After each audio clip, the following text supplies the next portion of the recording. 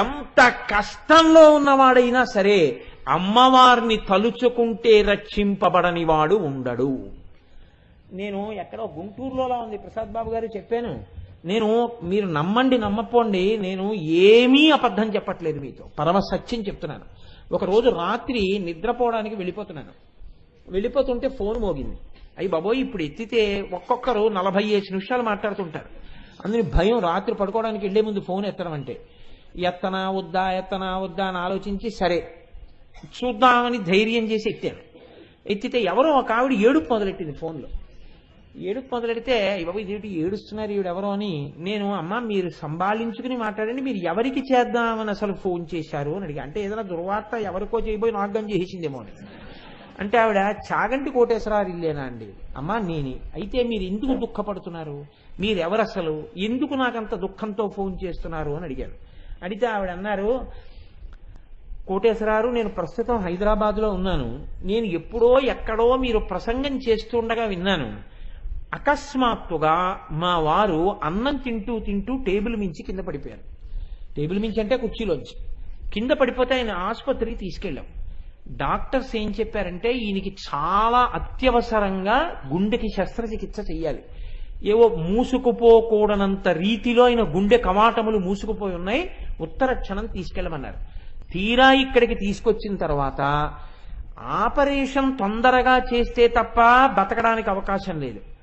Operation చెయ్యడానికి వీలు లేనంత రీతిలో ఇతర రుగ్మతలు కొన్ని ఉన్నాయి, షుగర్ లాంటివి.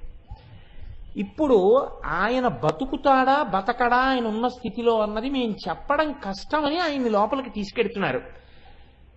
పిల్లలు ఇంకా కన్యాదానం చెయ్యవలసిన స్థితికి వచ్చి ఉన్నారు, మేము కన్యాదానం చెయ్యాలి.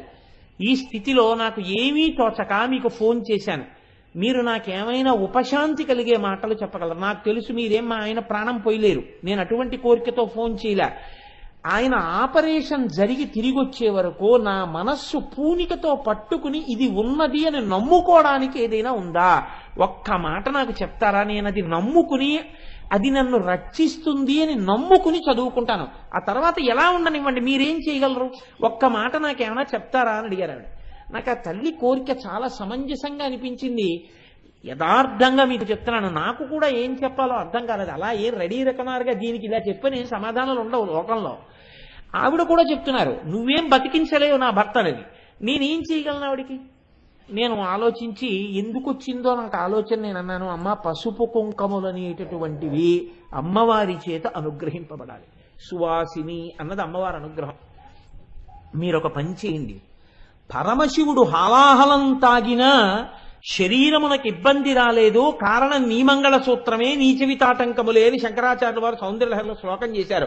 సుధామప్యాస్వాద్య ప్రతిభజ జరా మృత్యుహరిణీం అంటూను. మీరు సౌందర్యలహరి పుస్తకం ఒకటి పట్టుకుని మీ వారు రేపు ఆపరేషన్ టేబుల్ మీద ఆపరేషన్ అయిపోయే వార్త వచ్చేంత వరకు ఆ తల్లి నమ్ముకున్న శ్లోకం చదువుకోండి. అంతకన్నా చెప్పడానికి నాకు ఏం తెలియదమ్మా అన్నాను. చాలు ఈ ఒక్క మాట, నేను నమ్ముకుని ఆవిడ పాదాలు పట్టుకుంటానన్నారు ఆవిడ. ఆ తల్లి నాకు మర్నాడు ఫోన్ చేశారు.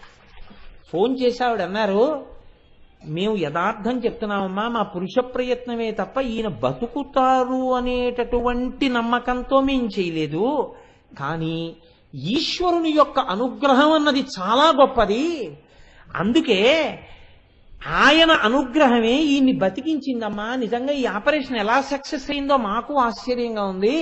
మీ ఆయన బతికారు తల్లి, నీ పసుపు కుంకాలు నిలబడ్డాయన్నారు డాక్టర్లు.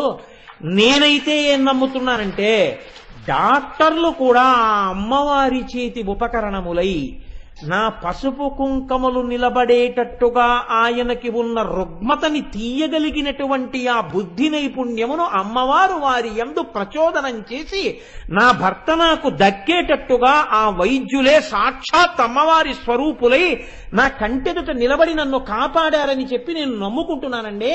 వారి యందు ఆ అమ్మవారి అనుగ్రహం ప్రసరించి బతికారు, నేను చేసిన ప్రార్థన ఇలా ఫలించింది అని నమ్మి ఆ తల్లిని పసుపు కుంకాలతో పూజ చేసుకుంటున్నానండి అని ఫోన్ చేశారు. చాలమ్మా, మంచి మాట చెప్పారు తల్లి, చాలా సంతోషం అని చెప్పాను. ఆ తర్వాత ఇంకెప్పుడు నాకు ఆవిడ ఫోన్ చేయలేదు. 10 కాలాలకే ఆవిడ అలా పసుపు కుంకాలతో ఉండాలని నా కోరికే. కాబట్టి చూడండి, నేను మీకు ఈ మాట ఎందుకు విజ్ఞాపన చేశాను అంటే అలాంటి ఫోన్లు నాకు చెయ్యమని కాదు నా ఉద్దేశం. చెయ్యకపోతేనే నేను సంతోషిస్తాను, నాకు ఏం తెలియదు. నాకు మాత్రం తెలియదా నువ్వెంత తల్లివో, నేను పిలుస్తాను చూడండి. అంటే పరవశం. నా కూతురు ఇంత గొప్పది, నేను అలా పిలవడానికి అధికారం ఉన్నదాన్ని. ఆవిడంది, రాలోక సుందరి రాజగన్మోహిని రావమ్మ కైలాస రాజపత్ని. ఎవరినండి? కూతుర్ని. ఇంకా పెళ్ళవలేదు. పెళ్ళవని కూతుర్ని తల్లి ఏమంటోంది? కైలాస రాజపత్ని. అంటే ఆవిడ ఎక్కడ పుట్టినా ఆయనకే చెందుతుందని తెలుసుకుంది. కాబట్టి ఆవిడ యొక్క జననమునందు ఎంత రహస్యం ఉందో మీరు చూడండి. అవి ఇచ్ఛాస్వీకారము ఆ జననములు. కాబట్టి రాలోక సుందరి రాజగన్మోహిని రావమ్మ కైలాస రాజపత్ని రాకన్యకామణి రారాజబింబాస్య రావమ్మ యవ్వన రాజ్యలక్ష్మి రావో మహంకాళి రావో సరోజాక్షి రావమ్మ భారతి రమణ వినుత రావో జగన్మాత రావో సదానంద రావమ్మ మత్తేభ రాజగమన అనుచు పెక్కుగతుల అంకించి అంకించి తగిలి మేనకాఖ్య తన్ను పిలువ తండ్రి చెయ్యి డిగ్గి తద్దయు వెట్కతో కామినీలలామ గౌరియపుడు. రా ఓ సరస్వతీదేవి భర్త అయిన బ్రహ్మచేత పూజింపబడేదానా, కైలాసరాజు అయినటువంటి పరమశివుని యొక్క ఇల్లాలా, శ్రీ మహావిష్ణువు చేత నతులు అందుకునేటటువంటి దానా, రా యవ్వన రాజ్యలక్ష్మి రా. ఆవిడ యవ్వనంలో ఉందా? చిన్న పిల్లగా ఉంది. పొంగిపోయి ఈవిడికి తల్లినైపోయాననుకుని పిలుస్తుంటే ఆ చిన్న పిల్ల ఒళ్ళో కూర్చుని తండ్రి దగ్గర ముద్దులాడబడుతున్నటువంటి తల్లి చెంగున దూకి తండ్రి చెయ్యిలా విడిపించుకుని అమ్మ దగ్గరికి బుడిబుడి నడకలతో పరిగెత్తుకుంటూ వెళ్ళిందిట. వెళితే పోతన గారు ఇక్కడ దర్శనం చేశారండి. ఏమి భాగ్యం అమ్మా, ఇక్కడ కూర్చోవడమా, చూసి పిలవడమా, పిలిస్తే వచ్చేయడమే, అందున పరుగు పరుగున వెళ్ళిపోయి మా అమ్మ అని ఒళ్ళో పడిపోవడమా, ఒళ్ళంతా ముద్దులు పెట్టేసుకుని ఒళ్ళో మేనక కూర్చోబెట్టుకోవడమా. ఏమి భాగ్యం ఈ భాగ్యం, ఏ మాటలా అటువంటిది కలగడం అంటే అని పోతన గారు అంటారు. వేసుకున్నటువంటి కంకణములు గలగలగలగల చప్పుళ్ళు అవుతుంటే, పెట్టుకున్న గజ్జెలు చప్పుళ్ళు అవుతుంటే, చిన్న వడ్డానపు మువ్వలు చప్పుడు చేస్తుంటే, వేసుకున్న చిన్న పవిటతోటి కట్టుకున్న పట్టు పావడాతోటి చెవులకు పెట్టుకున్నటువంటి ఆ తాటంకములు ఇలా ఊగుతుంటే సంతోషంగా నవ్వుతూ పరిగెత్తుకుంటూ వెళ్ళి అమ్మ దగ్గరికి వెడితే రెండు చేతులు పెట్టుకుని ఎత్తి ముద్దిడుకొని అమ్మ ఒడిలో కూర్చోబెట్టుకుందిట. ఎంత భాగ్యం ఇచ్చింది, ఎంత భాగ్యం పోగొట్టుకున్నాడు ఇంకో దుర్మార్గుడు. దేనికి పోగొట్టుకున్నాడు? ఈశ్వర నింద చేసి. దేనికి పొందాడు? నువ్వు నా కూతురు అయితే చాలమ్మా అని అడిగినందుకు. ఇంతే అమ్మవారి దగ్గర. మీరు అడగాలి కానేది చిన్న కోరికలా కనపడుతుంది, కానీ మీరు పొందేటటువంటి అదృష్టము ఆకాశమే హద్దు. అటువంటి స్థితిని పొందారు.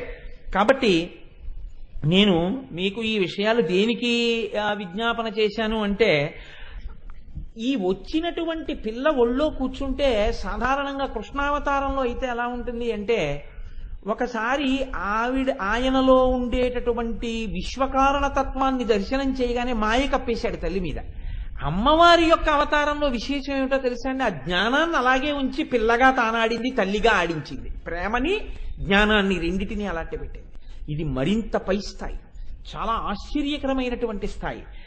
వచ్చినటువంటి పిల్లని చూసి ఆవిడ అంటుంది, నన్ను సంతోష పెట్టడానికి వచ్చిందయ్యా, కమనీయ మోహన కరభారతి వచ్చే. ఆ సరస్వతీదేవే కమనీయ రూపంలో ఇలా వచ్చింది. దయతోడ నన్నీలు తల్లి వచ్చే, చాతుర్య గాంభీర్య జగతి కన్య వచ్చే, లాలిత సంపద లక్ష్మి వచ్చే. ఆమెలోనే సరస్వతి, ఆమెలోనే లక్ష్మి, ఆమెలోనే జగదంబ. ఇన్ని చూసుకుని పొంగిపోయింది మేనక. పొంగిపోయి కౌగిలించుకుని పరవశించిపోయింది. నేను మీకు ఈ విషయాన్ని విజ్ఞాపన చేయడం వెనకాతల ఉన్న ఉద్దేశ్యం ఒక్కటే. మేనకా హిమవంతులు పొందినటువంటి భాగ్యం ఏమై ఉంటుంది అన్నప్పుడు ఒక్క వాక్యంతో దాటచ్చు పోతన గారు. వాళ్ళు చేసుకున్నటువంటి తపఫలితంగా అమ్మవారు ఆ ఇంట పిల్లయ్యి ఆడింది అని. కానీ ఆయన పరకాయ ప్రవేశం చేశారు. అది అమ్మవారి అనుగ్రహం. పోతన గారికి ఇచ్చి వాళ్ళప్పుడు ఏ ఆనందాన్ని పొందారో ఆ ఆనందాన్ని చూడగలిగిన హృదయమిచ్చి, ఆయన ద్వారా రేపు లోకం తెలుసుకుని సంతోషించాలని ఆయన ఘంటమునందు ప్రవేశించి పద్యరూపాన్ని పొందితే, ఈనాడు ఆ పద్యాన్ని మనందరం చదువుకుని ఆ ఆనందానికి పొంగిపోతున్నాం. నేను ఎందుకు ఈ విషయాన్ని, ఈ పద్యాలను ఇవాళ మళ్ళీ చదివానో తెలుసా అండి? మీకేం తెలుసు, ఈ సభలో ఎక్కడో ఏదో ఒక హృదయం పరవశించిపోవచ్చు. ఎవరో అబ్బా నిజంగా తల్లిదండ్రులు ఎంత గొప్పవాళ్ళు, నాకు అలాగా అటువంటి అనుగ్రహం కలిగితే అన్న భావన ఏర్పడచ్చు. అలా ఎవరైనా అనుకున్నారనుకోండి, ఖచ్చితంగా వాళ్ళ ఇంట్లో అమ్మవారు పుడుతుంది. ఆ స్థితికి ఆధారమేది? నవచంపక పుష్పాభనాసాదండ విరాజిత, దాని శక్తి అమ్మవారిలా అనుగ్రహి